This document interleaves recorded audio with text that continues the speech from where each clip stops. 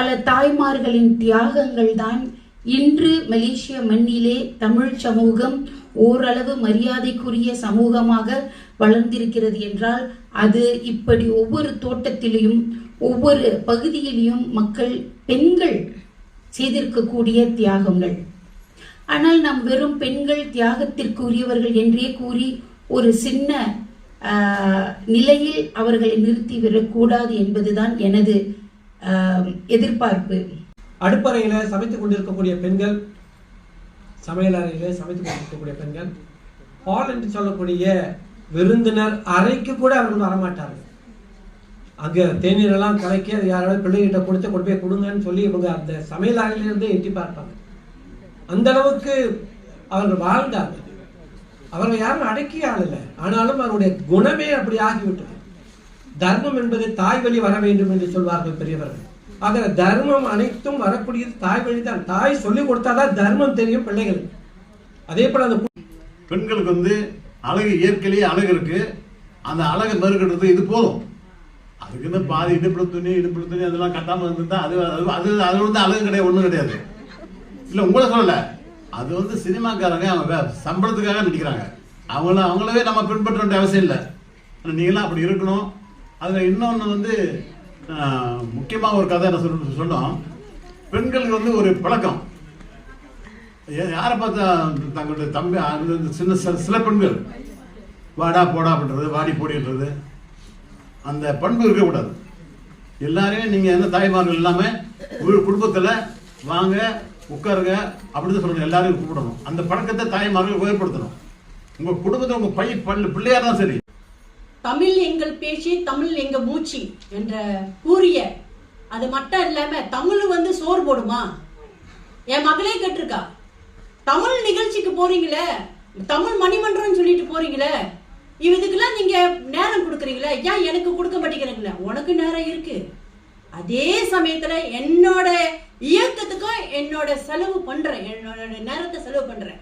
காரணம் என்னன்னா அந்த தமிழ் ஒரு காலத்துல வந்து, அதாவது ஒரு 30 வருஷத்துக்கு முன்ன இந்த தமிழ் மணிமன்றத்துக்கு வரும்பொழுது எனக்கு தமிழ் பேச தெரியும். என் தமிழ் எல்லாம் பேச தெரியாது இல்லை, வீட்டுல தமிழ் தான் பேசுறோம். ஆனா தமிழ் வந்து கலந்த தமிழா இருக்கும். இங்கிலீஷு,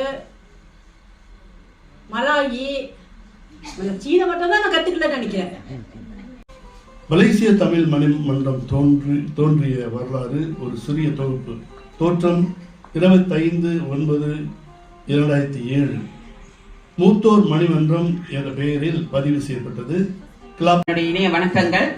இந்த மேடை வந்து உண்மையிலே கலை நிகழ்ச்சி, புத்தக வெளியீடு மற்றும் ஏதாவது மாநாடுகள், எழுத்தாளர்கள் வந்து இந்த மாநாடு இந்த நிகழ்ச்சியில இந்த மேடையில வந்து நான் நிறைய நிகழ்ச்சிகளை செஞ்சிருக்கோம். நாங்க எல்லாம் எழுத்துலகத்தில் உள்ளவங்க. முதல் முறையா இங்க பெண்களுக்கான மாநாடு இங்க நடத்திருக்கீங்க. உண்மையிலே சிறப்பா இருக்கு. உண்மையிலே நிறைய விஷயங்கள் இன்னைக்கு வந்து ஞாயிற்றுக்கிழமை உண்மையிலே சமையலாம் வந்து நம்ம சிறை பறவையா இருப்போம். ஆமா தானே? இன்னைக்கு வந்து இங்க பறக்க போறீங்க. ஏன்னா நிறைய விஷயங்கள், நிறைய குறிப்புகள் நமக்காக கொடுத்திருக்காங்க. உண்மையிலே நமக்கு ஒரு சிந்தனை தூண்டலாக இருக்குது. இங்க வந்தது வந்து உண்மையிலே உடை மட்டுமல்ல, தமிழ் என்பது உணவு, தமிழ் என்பது உணர்வு, தமிழ் என்பது கலை, தமிழ் என்பது பண்பாடு, தமிழ் என்பது மூச்சு, தமிழ் என்பது பேச்சு, தமிழ் நமது அடையாளம். 32 வருஷமா ஆசிரியர் தொழில பார்க்கக்கூடிய மிகப்பெரிய பிரச்சனை, நம்ம சமுதாயத்தை சீரழித்து கொண்டு வரக்கூடிய பிரச்சனை இந்த எஃப்ஐஆர். ஒரு ஆணுக்கு தவறான தொடர்பு, ஒரு பெண்ணுக்கு தவறான தொடர்பு. இது வந்து நிறைய மாணவர்களிடையே ஒரு மனோவிய ரீதியான பிரச்சனையை கொடுத்துக்கிட்டு இருக்குன்னு தயவு செய்து தெரிஞ்சு கொள்ளுங்க. எல்லா பிரச்சனைக்கும் முக்கிய காரணமே வந்து மன பிரச்சனை தான். உலகத்தில் ஏற்படக்கூடிய பிரச்சனைகள், உளவியல் பிரச்சனைன்னு சொல்லலாம், அல்லது உடலில் ஏற்படக்கூடிய பிரச்சனைகள். இந்த பிரச்சனைகள் தான் மூல காரணம்.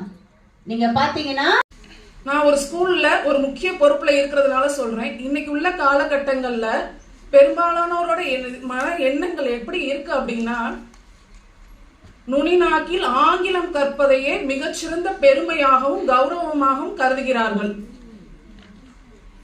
உதாரணத்துக்கு ஆங்கிலத்துல A ஃபார் அப்படின்னா என்ன சொல்லி கொடுப்போம்?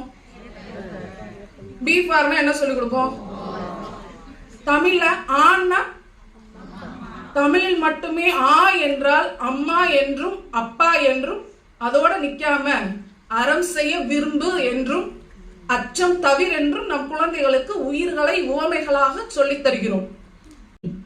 பல தாய்மார்களின் தியாகங்கள் தான் இன்று மலேசிய மண்ணிலே தமிழ் சமூகம் ஓரளவு மரியாதைக்குரிய சமூகமாக வளர்ந்திருக்கிறது என்றால் அது இப்படி ஒவ்வொரு தோட்டத்திலையும் ஒவ்வொரு பகுதியிலையும் மக்கள் பெண்கள் செய்திருக்கக்கூடிய தியாகங்கள். ஆனால் நாம் வெறும் பெண்கள் தியாகத்திற்குரியவர்கள் என்றே கூறி ஒரு சின்ன நிலையில் அவர்களை நிறுத்திவிடக்கூடாது என்பதுதான் எனது எதிர்பார்ப்பு. விலையில் மேலும் செய்திகளை தெரிந்து கொள்ள கீழே இருக்கும் பெல் பட்டனை அழுத்துங்கள்.